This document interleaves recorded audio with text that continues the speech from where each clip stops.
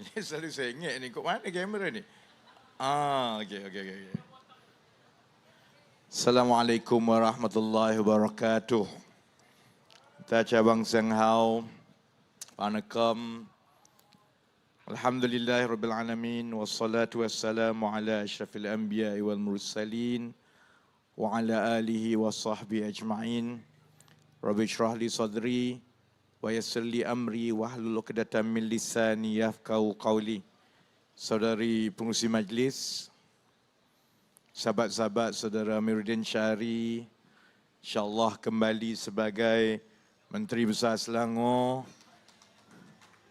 dan dengan itu saja telah mengalahkan rekod Azmin Ali, sebab Azmin 4 tahun dia jadi Menteri Besar Selangor ni kan, gaya besar. Medali 5 dan insya-Allah akan terus untuk penggal seterusnya. Jadi Azmin sembang kencang biar kat dia lah. Rekod dia memang telah terpadam. Saudara-saudara pimpinan yang hadir tadi, saudari-saudari pimpinan, tadi Datuk Wira Megat ada juga hadir. Saudara-saudari daripada Pakatan Harapan, daripada Barisan Nasional yang saya hormati sekalian.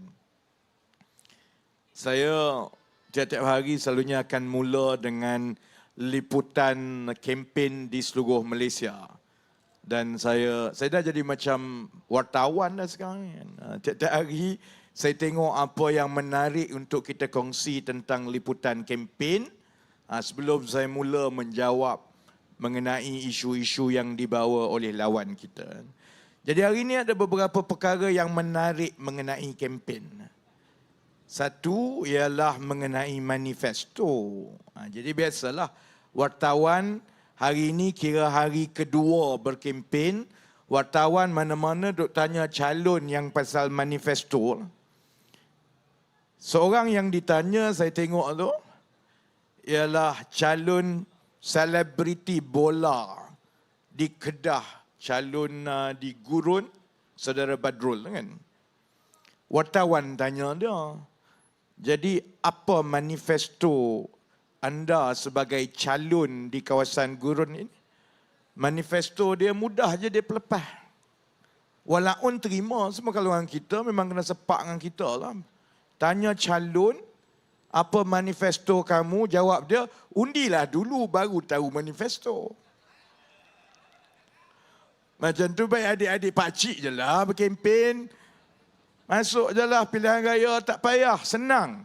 Jadi saja calon untuk Perikatan Nasional ini, cerita isteri gantung tak bertali pun tak penting, cerita bergaduh pun tak penting, cerita manifesto pun dia kata undi dia dulu. Kalau dia bertanding untuk Presiden Persatuan Bola Kedah, aku undilah. Sebab memang dah terbukti dah dia boleh main bola. Untuk jadi wakil rakyat ni kita tak tahu lagi, sebab itulah masuk orang tanya pasal manifesto. Kemudian saya tengok di kawasan saya, di Don Pandan Indah.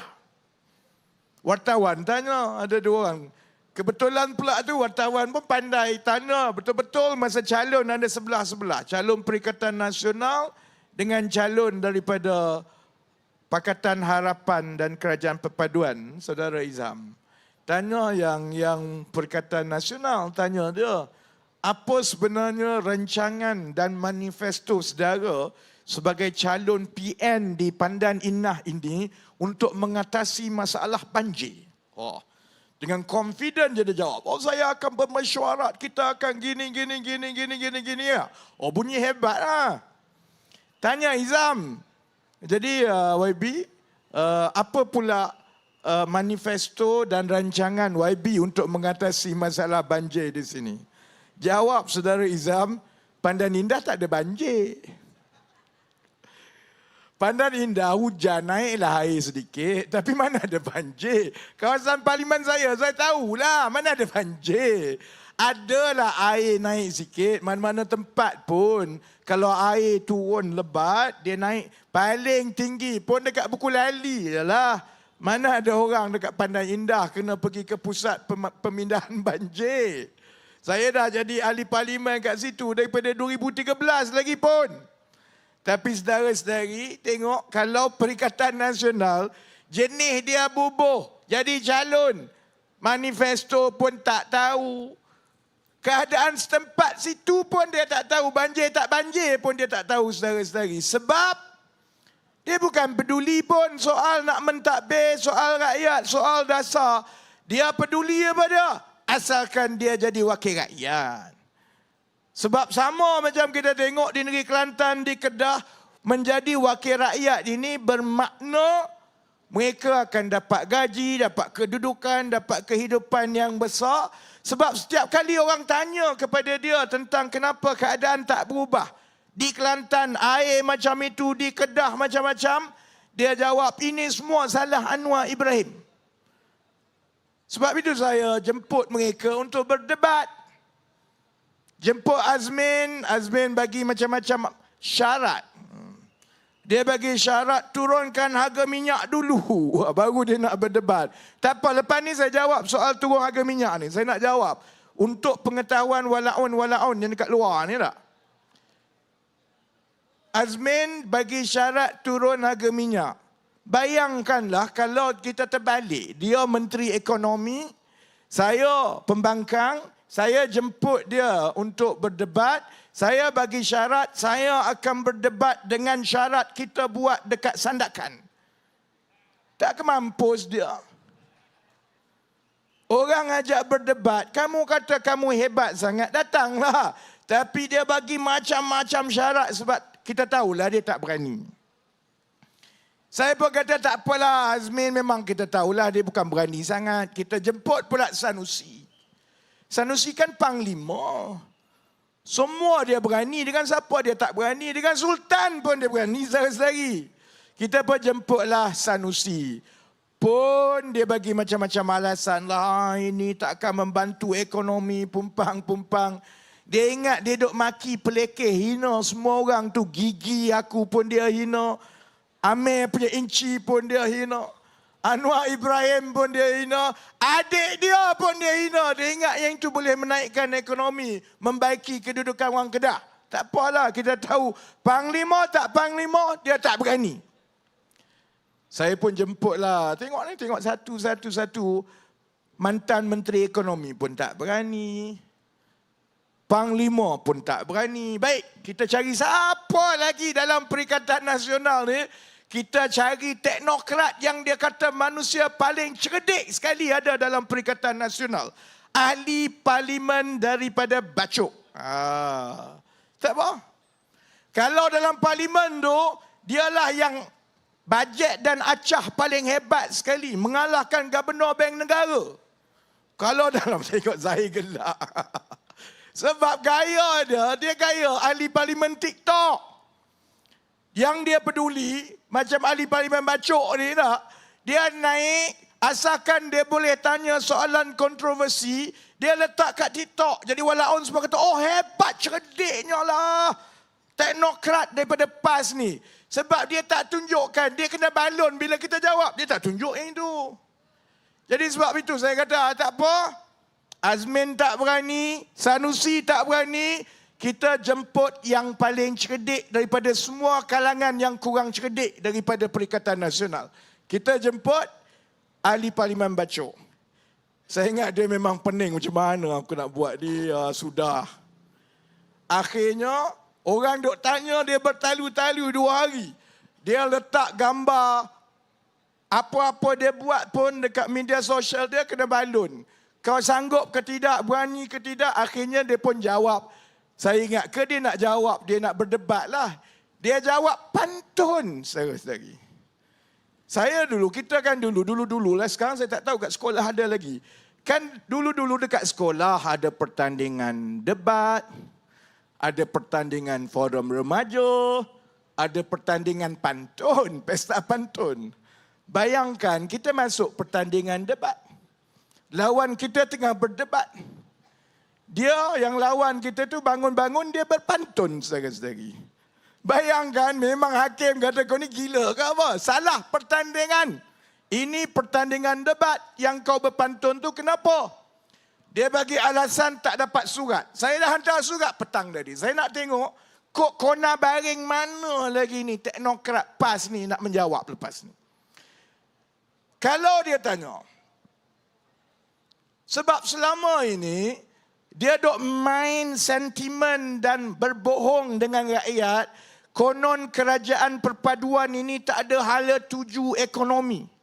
Konon Perdana Menteri sebagai Menteri Kawanan tak erti buat kerja. Konon Menteri Ekonomi ni formula saja banyak tapi tak boleh pakai.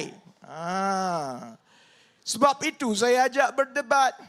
Daripada kau sembang kosong saja belakang-belakang, buat apa? Mai datang depan supaya semua pengundi seluruh rakyat Malaysia boleh bandingkan apa rekod prestasi dan juga apa kamu nak buat dengan apa yang telah kami buat, telah berjalan dan akan kami buat. Sebab setakat ini kalau saya tengok bab-bab idea dan rekod prestasi ini, ada satu benda saja yang saya kena akui, Pakatan Harapan dan Barisan Nasional kalah dengan PAS. Satu benda je. Daripada dulu kita tak pernah menang bab ini. Bab bila masuk pilihan raya, mereka ada macam-macam ciptaan. Ada wow besar lah. Ada kereta lah yang dengan logo PAS. Ada datang dengan bot logo PAS lah. Ada datang dengan meriam PAS lah. Yang itu kita kalah lah. Kita menang. Kalau bab itu pun kita masih lagi menang. Sebab dia duk bawa semua kereta kebal, bawa wow semua ni. Semua nampak cantik tapi tak boleh pakai saudara-saudari. Buat wow besar apa, wow besar tumbang. Bawa drone pun, drone jatuh. Sebab akhirnya kita semua tahu rekod mereka sembang kencang tapi bila mentadbir, kita boleh bandingkan Selangor dengan Kelantan. Sebab itu saya ulang berkali-kali, saya tanya, yang kamu nak sangat ambil Selangor, nak sangat menang Negeri Sembilan Pulau Pinang, kamu ni nak buat apa sebenarnya untuk negeri dan rakyat Selangor? Untuk Negeri Sembilan, untuk Pulau Pinang. Sebab kita dah tengok dah di Kelantan, di Terengganu dan di Kedah, rekod kamu mentadbir memiskinkan rakyat. Selangor berada di kedudukan yang tinggi, negeri yang paling kaya, pendapatan rakyat yang paling tinggi, sumbangan kepada pertumbuhan dan juga kemajuan ekonomi nombor 1 dalam Malaysia. Pulau Pinang pun macam itu. Negeri Sembilan walaupun tidak dapat peruntukan dan tumpuan industri, kalau banding peruntukan persekutuan kepada Negeri Sembilan berbanding dengan Kedah, dengan Kelantan, dengan Terengganu, walaupun Negeri Sembilan lebih rendah, tapi sebenarnya Negeri Sembilan lagi kaya. Rizab lagi tinggi. Gaji rakyat lagi tinggi. Kekayaan rakyat lagi baik. Jadi sebab itu saya dok tanya tiap-tiap malam sebenarnya, kamu nak mentadbir, nak ambil alih ni, kamu nak buat apa? Bab ini yang diorang, bila dia tak boleh jawab, maka dia ada ulang yang sama. Oh korang, kamu ni raja formula. Saudara-saudari, nak mentadbir memanglah kena ada idea. Kita nak kena tunjukkan kepada rakyat, kalau kita ambil alih dengan masalah yang ada pada ketika itu, sebenarnya apa yang kita akan buat dan bagaimana cara kita mentadbir untuk menyelesaikan masalah itu. Kalau kamu nak mentadbir dan nak ambil alih kerajaan, tapi satu apa pun tak ada dalam kepala, hasilnya ialah apa yang kita lihat di Kelantan, macam saya sebut, Kelantan sebelum Starbucks masuk Malaysia pun Kelantan dah 30 tahun ada Starbucks. Dia masuk, masalah ada, kemiskinan ada, masalah air ada, tapi dia tak ada formula. Formula dia yang dia sangat bagus ialah beli Mercedes. Sebab tu kita tanya dia, korang boleh kutuk macam-macam formula tak formula, tapi saudara-saudari, formula memang diperlukan untuk menyelesaikan masalah rakyat. Kalau formula kamu tak ada, buat apa kamu jadi menteri? Oh, dia pun jawab terus. Oh, sebenarnya menteri tak perlu cerdik. Sebab menteri tak perlu cerdik. Sebab dia boleh tanya pegawai-pegawai. Bodoh betul. Kalau dah pegawai lagi cerdik daripada menteri, baik pegawai jadi menteri. Buat apa pegawai jadi pegawai? Biar pegawai lah jadi menteri. Kamu nak jadi menteri tapi kamu bodoh nak tanya pegawai. Itulah yang jadi masa 33 bulan PAS Bersatu ada dalam kerajaan saudara-saudari. Sebab itu kalau di Negeri Sembilan, timbalan Menteri Ekonomi yang dulu tertidur dalam majlis pun nak bertanding lagi. Saya Menteri Ekonomi sekarang. Saya ambil alih, sebelum saya, timbalan Menteri Ekonomi ni orang bersatu. Ahli Parlimen Kuala Pilah. Masuk pejabat pun tidak, saudara-saudari. Sebab apa? Ilmu dia ialah menteri tak apa bodoh sebab pegawai buat kerja. Sebab itu saya tanya kepada pimpinan Perikatan Nasional, macam mana kamu nak menyelesaikan masalah? Dan untuk menyelesaikan masalah ini, kamu kena ada idea. Sebab itu kita ajak dia berdebat. Yang kamu tiap-tiap hari duk ratip harga barang tinggi, ayam mahal, telur tak ada. Kau ni duduk kat mana? Inflasi dah turun. Harga ayam dah sampai RM7. Harga minyak dah sampai RM20 lebih. 5 kilo berbanding RM40 zaman dia. Kalaupun kamu tak ada modal, paling kurang jangan kamu berbohong, saudara-saudari. Sebab itu sekali lagi, saya ajak dia berdebat supaya saya boleh jawab. Contoh dia. Kalau walaun, saya bukan bercakap dengan kat depan ni, saya bercakap dengan walaun yang duduk tengok ni sebenarnya. Saudara-saudari, dalam kempen sekarang, yang menonton itu sama penting dengan yang hadir ni. Yang hadir ni, insya-Allah semua pangkah Pakatan Harapan dan Barisan Nasional. Ya, sebab tu dia ada kat sini. Yang tengok itu sama penting kerana mereka nak dapat maklumat. Baik, Azmin kata. Muhyiddin kata. Kerajaan perpaduan yang ada sekarang ni, Anwar Ibrahim Rafizi dulu, masa sebelum dia jadi kerajaan, dia janji nak buat macam-macam. Sekarang kamu dah jadi kerajaan, harga minyak tak turun. Azmin pun bagi syarat yang sama. Turunkan dulu harga minyak. Walaun semua. Yeay, tepuk tangan. Dia lupa satu benda, saudara-saudari. Bila keluar cerita turun harga minyak?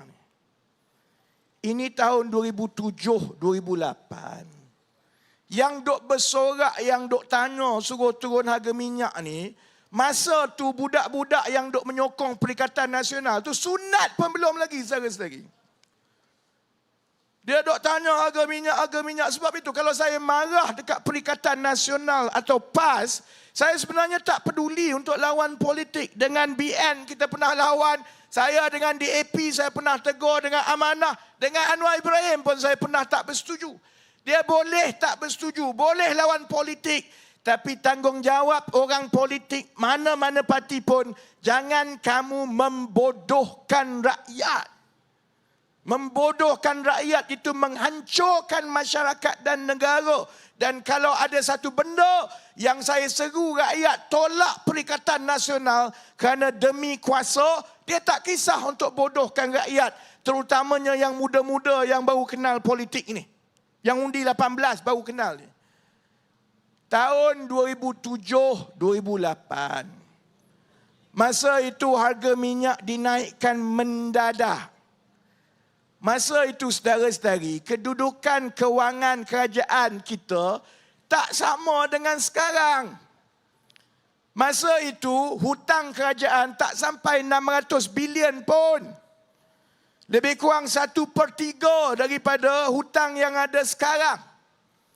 Masa itu pendapatan kerajaan masih lagi bagus.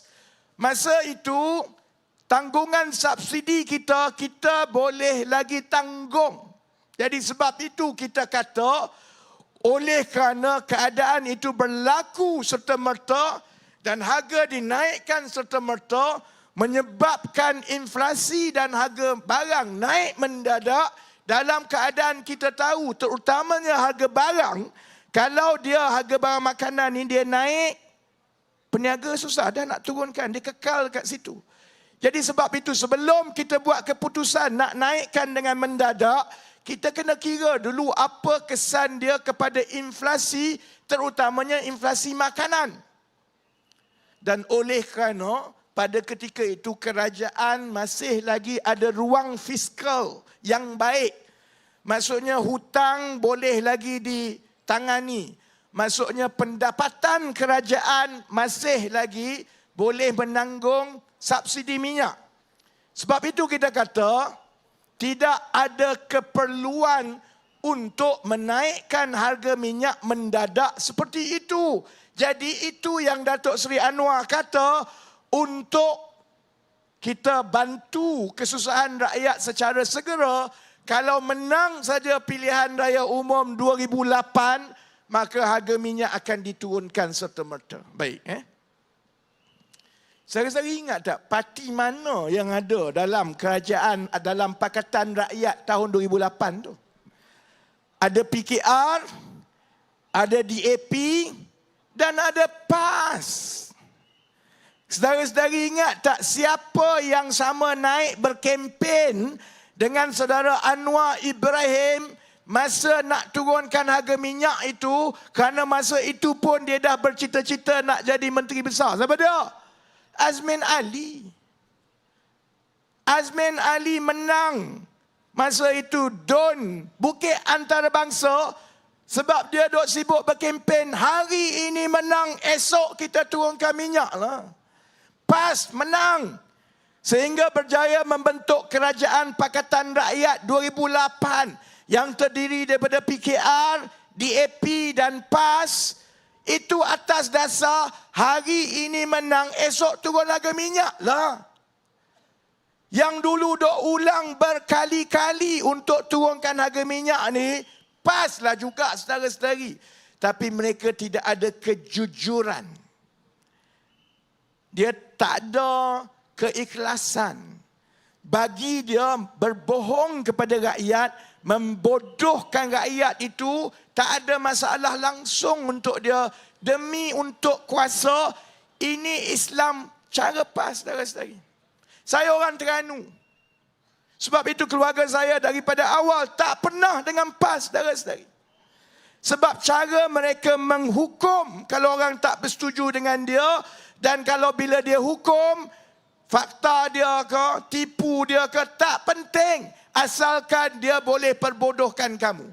Itu cara dia daripada Terengganu, yang sekarang ini budaya itu sampai ke Kedah, dan sekarang ini cuba dibawa ke Selangor, Negeri Sembilan dan Pulau Pinang. Kenapa contohnya hari ini, pada harga RM2.05, kalau orang tanya saya, YB, kenapa YB tak turunkan harga minyak? Kenapa YB lebih banyak bercakap tentang gaji? Kenapa tumpuan kerajaan ialah bidang-bidang ekonomi baru? Kenapa kita tidak menurunkan harga minyak seperti yang tahun 2008, iaitu 15 tahun yang lepas? Pertama, saudara-saudari, hutang negara 1.5 trilion. Hutang kita kena bayar. Jadi kerajaan kena buat pilihan. Saya bagi contoh. Tahun 2022, akhir tahun itu kita ambil alih kerajaan persekutuan. Saudara-saudari tahu berapa jumlah wang subsidi yang kerajaan terpaksa belanjakan? Saya tak anti subsidi. Saya dulu, masa zaman Datuk Seri Najib dulu nak potong subsidi dan apungkan harga minyak, saudara-saudari tahu, saya orang pertama yang kata kita kena kekalkan subsidi minyak untuk rakyat. Tapi subsidi itu kena berpada-pada. Jadi pada RM2.05, berapa subsidi yang rakyat, yang kerajaan tanggung untuk setiap 1 liter minyak sekarang? Azmin tahu ni sebenarnya. Tapi dia buat-buat kabur sebab hidup dia kabur, saudara-saudari. Berapa untuk 1 liter minyak bila kita isi RM2.05, berapa yang ditanggung oleh rakyat, oleh kerajaan? RM1, saudara-saudara. Harga minyak RON 95 yang kita bayar sekarang ini, harganya hanyalah 2/3 daripada harga sebenar. Harga sebenar sekitar RM3.10. Kalau kita nak turunkan harga minyak, kita kena tengok pada kadar RM2.05, setiap 1 liter RM1, berapa jumlah wang yang kerajaan belanjakan untuk mengekalkan harga pada RM2.05. Untuk RON 95, sekitar 25 bilion setahun. Tahun lepas, subsidi RON 95, subsidi diesel dengan subsidi elektrik mencecah lebih 80 bilion setiap tahun. Berapa sumber wang pendapatan kerajaan? Lebih kurang 300 bilion lah, lebih kurang. Campur tolak semua lebih kurang 300 bilion. Jadi kalau kerajaan dah kena bayar subsidi sampai 80 bilion, bayar lagi interest atas hutang lebih kurang 30 bilion. Bayar gaji pekerja semua beratus-ratus bilion. Bayar sewa, bayar perbelanjaan kerajaan. Akhirnya duit tu habis semua. Jadi macam mana kita nak bantu rakyat untuk naikkan gaji? Macam mana kita nak bantu rakyat untuk bina lebih banyak rumah-rumah? Macam mana kita nak bina program basmi kemiskinan yang mengubah kehidupan rakyat? Sebab itu dalam keadaan sekarang, pada harga minyak mentah $80 satu tong, yang bermakna setiap 1 liter kerajaan kena bagi RM1 untuk mengekalkan harga pada RM2.05. Kalau nak menang pilihan raya, saudara-saudari, mudah je. Saya dengan Datuk Seri Anwar Ibrahim kata, jom kita turunkan harga minyak 20 sen. Habis semua orang akan undi, insya-Allah. Tapi maknanya akan ada gaji cikgu yang dipotong. Akan ada perumahan-perumahan rakyat termiskin yang tak berjalan. Air, bekalan air di Kelantan, di Sabah, bekalan air di Selangor kita tak dapat perbaiki. Anak-anak yang masuk universiti kita tak boleh bantu. Jadi saudara-saudari, beritahu saya, yang mana sebenarnya yang lebih bertanggungjawab ni? Pakai duit tabur macam mereka buat nak masuk PRU 15 yang lepas, terutamanya di Terengganu untuk menang?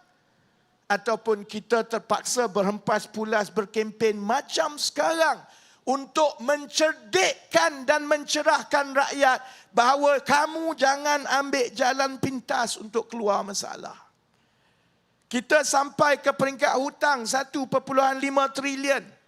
Subsidi sampai itu saja, tak boleh buat benda lain, 80 bilion. Hutang sampai 30 bilion tiap-tiap bulan tahun kena bayar. Sebab pentadbiran sebelum ini mengambil jalan singkat. Nak menang, bagi duit. Nak tunjuk bahawa ekonomi ini maju, buat projek-projek besar. Buat 1MDB, buat ECRL, buat MRT. Sedangkan projek itu semua rugi dan kita kena menanggung beban hutang sampai 40 tahun akan datang, saudara-saudari. Jadi kalau saudara-saudari berada dalam tempat saya, macam juga dengan Datuk Seri Anwar, sama juga dengan kawan-kawan daripada Barisan Nasional GPS dan GRS. Kita disatukan oleh satu matlamat. Tak boleh dah buat macam itu. Kalau bermakna kita kena masuk, kita kena yakinkan rakyat, kita kena ajak supaya kita kena pandai berdikit-dikit untuk kita senang, kita kena buat. Sebab kita dah lihat macam mana rakyat bila dicandukan dengan soal bagi duit, soal janji nak masuk syurga, soal mudah-mudah ni, hasilnya kita dah tengok di Kelantan, saudara-saudari. Kita dah tengok. Dia tak ke mana juga. Dan satu hari nanti kita akan menang. Saya yakin kita akan menang di Kelantan. Kalau tak sekarang, pilihan raya akan datang, kita menang. Sebab mustahil rakyat Kelantan boleh menanggung air Starbucks untuk 5 tahun lagi. Mustahil rakyat Kelantan boleh tengok hidup susah banding dengan Selangor, peluang pekerjaan lebih banyak di Selangor. Anak-anak muda di Kelantan semua duduk kat Selangor. Mak ayah nak tunggu, tengok anak kena tunggu masa pilihan raya, saudara-saudari. Masa raya balik jam satu negeri sebab semua anak-anak muda duduk kat luar. Saya yakin orang Kelantan akhirnya boleh nampak, tetapi bila kita ambil alih kerajaan perpaduan, ambil alih contohnya negeri Kelantan, kita ambil alih dalam keadaan yang parah. Hutang teruk. Perbelanjaan banyak kena buat. Dalam keadaan sebenarnya, kalaulah kita mula daripada sekarang, insya-Allah saya yakin kita boleh ubah sedikit demi sedikit, walaupun cara itu payah. Baik. Sebab itu, kita perlu berdebat. Mereka kata kerajaan perpaduan gagal menguruskan ekonomi. Dia kata kerajaan perpaduan tidak ada hala tuju ekonomi. Kalau betul kami gagal, kalau betul kami tak ada hala tuju, bukankah cara terbaik untuk memampuskan kerjaya politik saya ialah datang berdebat dengan saya lah. Kalau kamu rasa kamu cerdik sangat, tahu sangat nak buat, datanglah berdebat. Sebab aku kan tak cerdik, tak tahu, tak ada hala tuju. Sebab itu saya nak tunggu syair ni, apa nama dia, ahli parlimen bacuk ni, nama pun tak tahu dah. Saya tunggu dia sebab saya nak tengok, saya nak tanya, kita dah bentangkan hala tuju ekonomi kita. Ekonomi madani setakat ini tidak ada satu kritikan besar pun, baik daripada pasaran modal kita, baik daripada pelabur antarabangsa, hatta apatah lagi daripada Perikatan Nasional sendiri. Tak ada. Sekali-sekali ada dengar Azmin ke, Razi Jidin ke, Sanusi ke, ahli parlimen bacuk ke, yang kritik secara terperinci tentang perancangan ekonomi madani. Dia tak boleh. Kamu nak kritik macam mananya, perancangan itu bagus. Kita nak perkenalkan sektor-sektor bernilai tinggi yang baru, dan kita dah tunjukkan bukan saja kita bercakap, dah berlaku pun. Kita dah lancarkan pelan peralihan tenaga. Kita dah dapat pun pelaburan 25 bilion. Kita dah dapat pun komitmen untuk mewujudkan 23,000 pekerja baru. Jadi, kok mana dia nak komennya? Sebab zaman dia 33 bulan, satu perancangan pun dia tak ada. Satu sektor baru pun dia tak boleh wujudkan saudara-saudari.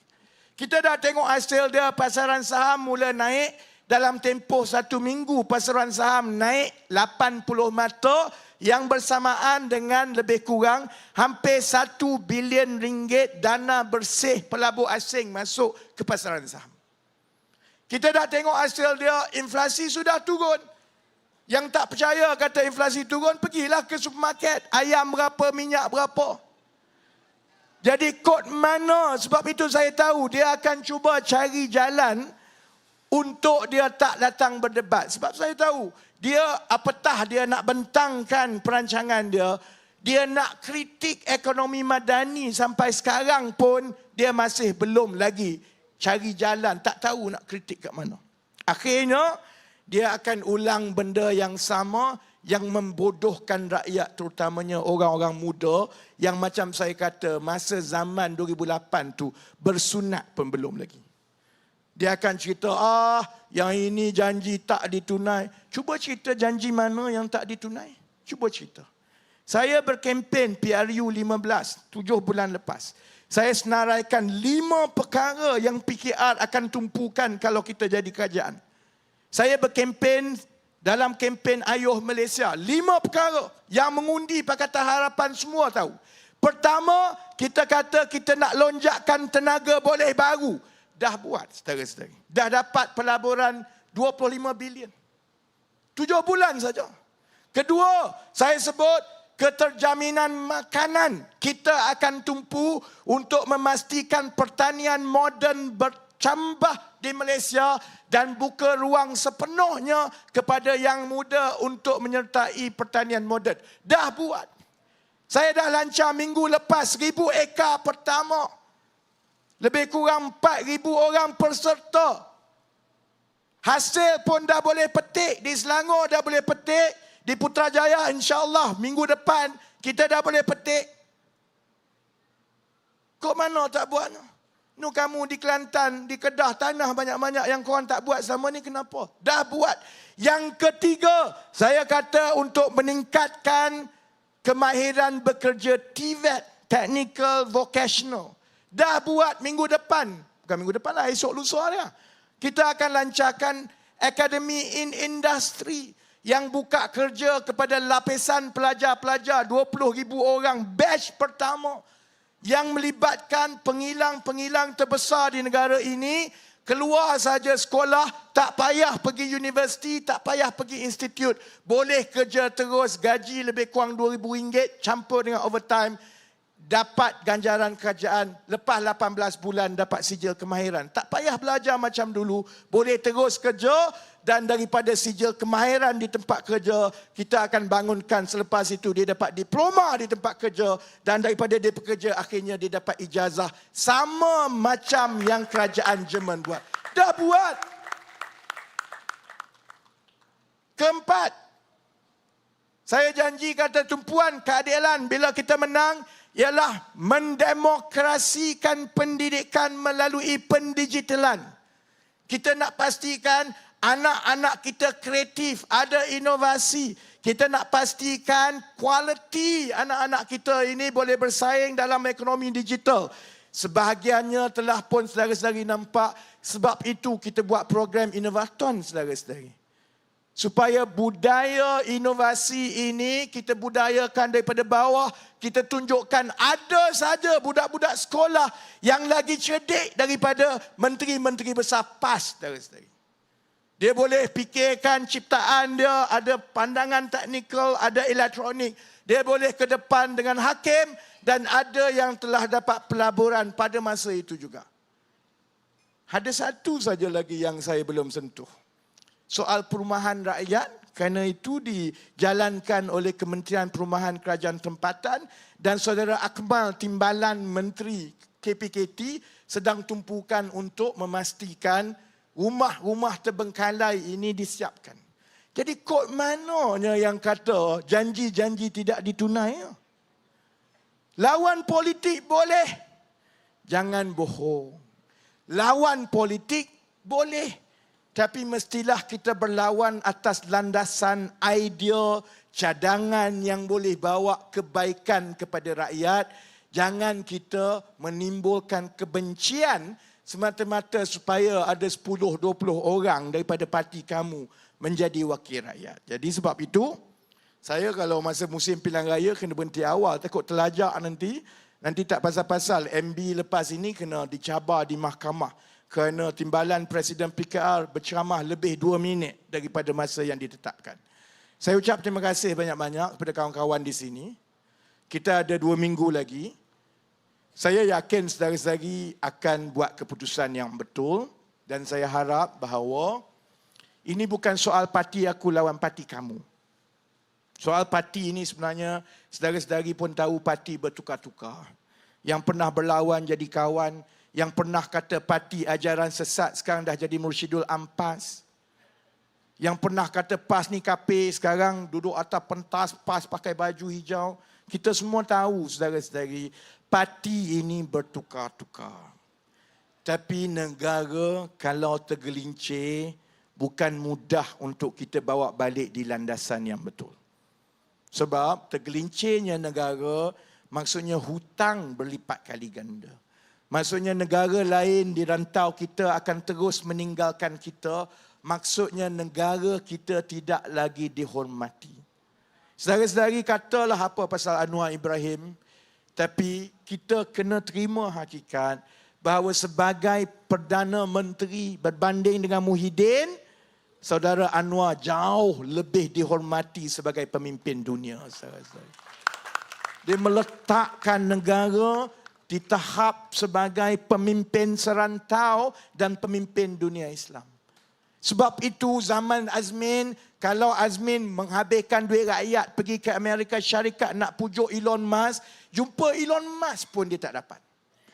Paling hebat dia ambil gambar selfie depan pejabat SpaceX. Bukan aku tak tahu. Habis kau gelak. Habis ratus-ratus ribu pakai duit rakyat. Masuk pejabat pun saya tak tahu ambil gambar selfie depan SpaceX. Busuk-busuk Anwar Ibrahim yang kamu duk kata, ini walaupun duk maki semua. Dia Perdana Menteri pertama yang boleh bercakap dan meyakinkan industrialis paling besar dalam dunia. Negara kita di landasan yang baik, kita semakin dihormati. Bila kami lancar pelan peralihan tenaga, pelabur antarabangsa mengatakan bahawa Malaysia berada di kedudukan nombor 1 untuk menjadi pemimpin rantau ini dalam peralihan tenaga. Saudara-saudari, kita ada landasan yang baik. Sebab itu saya sebenarnya dia tak ada kesan ni pilihan raya negeri kepada kerajaan persekutuan. Sedikit pun tak ada kesan. Tapi kita nak teruskan momentum ini dan kita nak hentikan pembodohan rakyat supaya kita boleh tumpu untuk kita bina balik negara kita supaya kerajaan perpaduan, satu-satunya kerajaan yang menggabungkan semua yang boleh bawa kita ke depan, kerajaan ini diberi ruang sebaiknya untuk kita membela nasib rakyat dan menaikkan martabat negara kita. Jadi dengan itu, saya ucap terima kasih kepada yang hadir. Saya pun memang nak balik, esok saya kena mula pukul 7 pagi kat pejabat kan. Jadi insya-Allah saya doakan yang terbaik. Grand finale kita pun insya-Allah di dalam Gombak. Jadi kalau saya ingat, saya ada satu lagi jadual di Gombak sebelum grand finale. Dan kalau kita tak jumpa di satu lagi jadual di Gombak, insya-Allah kita jumpa masa grand finale 1 hari sebelum kita keluar mengundi, saudara-saudari. Jadi terima kasih banyak-banyak. Kita doa-doalah teknokrat hebat daripada Bacok ini akhirnya ada keberanian sedikit berbanding dengan senior-senior dia dalam parti untuk berdebat dan tampil dengan rakyat. Itu insya-Allah pada 9 Ogos, 4 hari sebelum kita mengundi. Jadi dengan itu, terima kasih banyak-banyak. Saya sudahi kepada sahabat-sahabat Sese, Nandri, Vanakam, wabillahi taufiq wal hidayah. Wassalamualaikum warahmatullahi wabarakatuh.